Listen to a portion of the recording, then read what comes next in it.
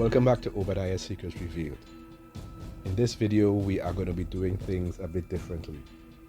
I would like for you to imagine yourself seated across the table from me. We are in the front porch of my home. It's a beautiful Saturday morning. The sun is brilliant in the morning sky. The birds are chirping. There is an angry dog somewhere in the distance just barking intermittently. And seated next to me is our guest reader. They will be reading chapter 4 of Obadiah Secrets, and I will be interjecting ever so often with my comments. So you turn to chapter 4 of your autographed copy of Obadiah Secrets, and our guest reader begins. The young man waited patiently for Obadiah to continue speaking. This brief encounter was teaching him some lessons about this complex man, and he was trying to be a quick learner. At this point in writing the book, I was not sure where things would go with the young man, but I wanted him to be like this big sponge, just drawing from everything and everyone. I also wanted to give him certain attributes that would allow him a path of self-discovery and revelation. For me, it was a learning process as well, and I too was trying to be this quick learner just like the young man. I care very little about what happens to my life now. I have lived longer than I expected. Obadiah paused. I do not care much for the nation's systems either, not one bit. The governmental systems, the religious system, even the civil systems, they are all corrupt to one degree or another. Those were my thoughts, and I think in 2022 a lot of people could connect with the corruption in systems across the board, and there are things that we could try to change and they can change, but there are things that I believe they just cannot change. And Obadiah, he has been part of these systems for many years, and he realizes that he cannot change them, but individuals, they can change, and this is what is shaping how he interacts with the young man. This was how he truly felt, but as the words left his mouth, he chided himself again. He did not know much about this person who was sitting opposite him. Did he let his guard down because a stranger claimed to be a member of his family? Did someone find out about his first secret and was seeking more evidence to expose him? Was this young man a spy for the queen? Why did he want to be a prophet? Why not a priest? Both offices were almost equal in status, but the priesthood had become a more popular attraction. It was also much easier to get into. These and other similar thoughts, questioning the young man's motives, flashed across Obadiah's mind, but they came a moment too late. Once again, he could not take back his words. I wanted Obadiah to show his humanity because I believe that it sort of played naturally into his internal conflict. He is engaging with the young man, but he is making missteps, and he is realizing it like a moment too late. I think we all can identify with this. I most certainly had many regrets just like Obadiah when I was younger. I wanted to start to introduce the prophetic order and the priestly order because these are topics that would be explored in more detail later down in the book. I wanted just to begin laying that foundation of prophet and priest. The eyes of one of the men opened wide, while the eyes of the other seemed to project something unknown. There were many times in the book I literally got stuck and I did not know what would happen, what would transpire. Phrases like this helped me to gather my thoughts because I was literally imagining myself in the room with these two guys being like this fly on the wall, listening to the conversation, and at a certain point where I didn't know what would transpire, I actually phrased things to reflect that. Sir, Your words may be viewed as somewhat unpatriotic. How could you serve at such a high level and not care about our nation? The young man's words were a mixture of firm boldness and with what was quickly becoming a familiar perplexity. So again, I wanted to give the young man certain attributes that would allow him a path of self-discovery. So I started to develop the young man's character, and we see him being a patriot. He's somebody who is loyal to his nation, and this is going to be a key element in the plot of the story. His recent experiences while entering the city and waiting to meet Obadiah also moved him to speak sharply. It was uncharacteristic of him, but Obadiah did not know that. Being in the mind of Obadiah and being in the mind of the young man and trying to know their thoughts or what they may be thinking without that having an influence on the other character was just fun. It was just fun, and I thoroughly enjoyed that. You coming here to me exposes the truth of my statement. You expect that somehow I can advance your cause. You are trying to use my position as governor of the king's household to influence a religious decision. Or are you hoping that because we are close relatives, I will be sympathetic to your quest and offer some kind of special assistance to you? Are you not being unpatriotic to the less fortunate by trying to bypass established systems for your selfish reasons? Is being patriotic pledging your allegiance to the systems of a country, to its ruler, or to the people of that country? When I wrote this paragraph, I was thinking about some believers who seem to have this attitude that the entire world is there just to serve them.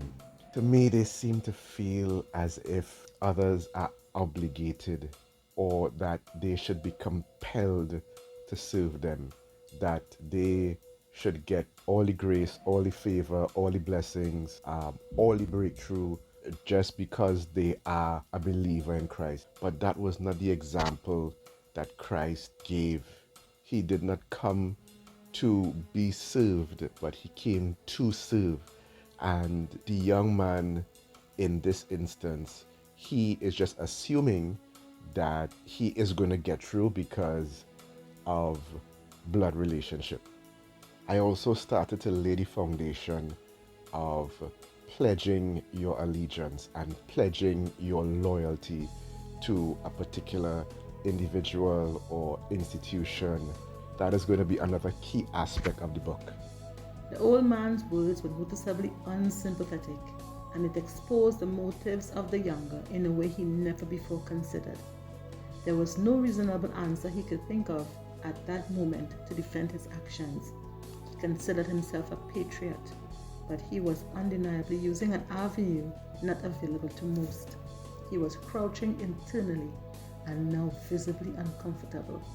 The pronounced way he began shifting in his chair projected his internal state to the most amateur of observers. I hope this section helps us to pause and think about what our attitude towards blessing and favor should be, and that we'll be able to look at our desires from a different perspective. Tell me, when it comes to you, should I be loyal to the systems of our nation? Obadiah leaned forward in his chair and focused on the young man's eyes. Was this young man the person he claimed to be? The question weighed heavily on his mind. If I were to do so, you would have to wait your turn in line at the school of the prophets to prove yourself. They choose several small groups every year for training. You may be able to get in that way in about 5 years, unless you are willing to advance your way by payment. The young man sank slightly in his chair. Again, developing the point that corruption was rampant in the society, in the religious system of Obadiah's day. Or would you prefer I be loyal to the people instead? Their desires easily sway their hearts, and I am not yet sure that yours is any different. Today, a person believes that they are called to be a prophet, and next week, something else may stir them to be a priest. What will their calling be next month? I do not waste my time on people who think so foolishly. When I wrote this paragraph, I had in my mind the image of a typical individual who, to me, seems to be completely unsure of what their calling is. So they are just swayed by feelings, swayed by emotion, and they take upon themselves titles that God never gave them, but what may be popular at the time. Obadiah was also behaving differently from normal. His levels of compassion and tolerance were so quickly diminished it was alarming, even to him. But the young man did not know this. He sensed that there was something amiss about this boy that sat opposite him.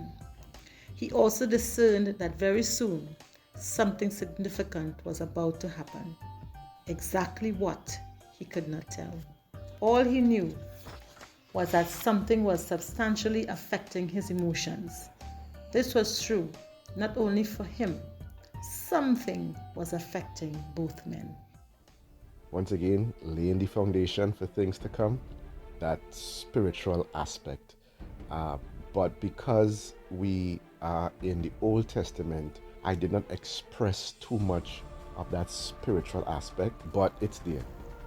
He felt as if this young man was some sort of herald.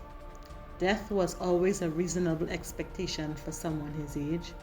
Maybe his end was drawing near. Would it come naturally, or would he first briefly encounter the blade of the executioner? For many years, the latter was almost more probable if his first secret was exposed. However, in recent times, the likelihood of the former seemed to be an increasing prospect. But until he was no longer breathing, the shadow of the executioner was always close. The Bible does not speak much about Obadiah, and from the biblical account, we do not know how he died. Tell me, young man, what of your loyalty? Where does it lie? Obadiah's tone conveyed his disgust in the young man's accusation, and the question quickly turned the focus of suspicion upon his juvenile accuser. The question caught the young visitor off guard, and his inexperience left him flailing and defenseless. With my king, my country, of course, and, he stuttered, the people. All he could do was repeat some of the old man's words as he tried his best to speak profoundly and convey his innocence. What came out of his mouth was expressed in a shaky, regressed, boyish tone. But I also have had this burning in my heart to do something for God. I know that I am young, and I have resolved in my mind that I want to pursue this with all of my heart. I'm sorry if I sounded as if I was accusing you of something. Over the past few days, I have seen things that have made me question some of the things happening in the kingdom. He regained much of his composure. You have been serving our kings more than twice as long as I've been alive. It seems that I too have conspiracies that I should keep to myself. Please forgive me. Obadiah's shift in his attitude, I actually got that from when Jesus would encounter the scribes and the Pharisees. He seemed to be on the attack most of the times. He did not speak many kind words to most of them. There is something that is resonating, there is something that is not right, and hints of it are beginning to show. There were things in the lives of both men that they preferred not to be revealed. Both were careful to guard them, but it was more difficult to do so than usual. Little did they know, greater unseen forces had increased their activities in the world of men in recent days.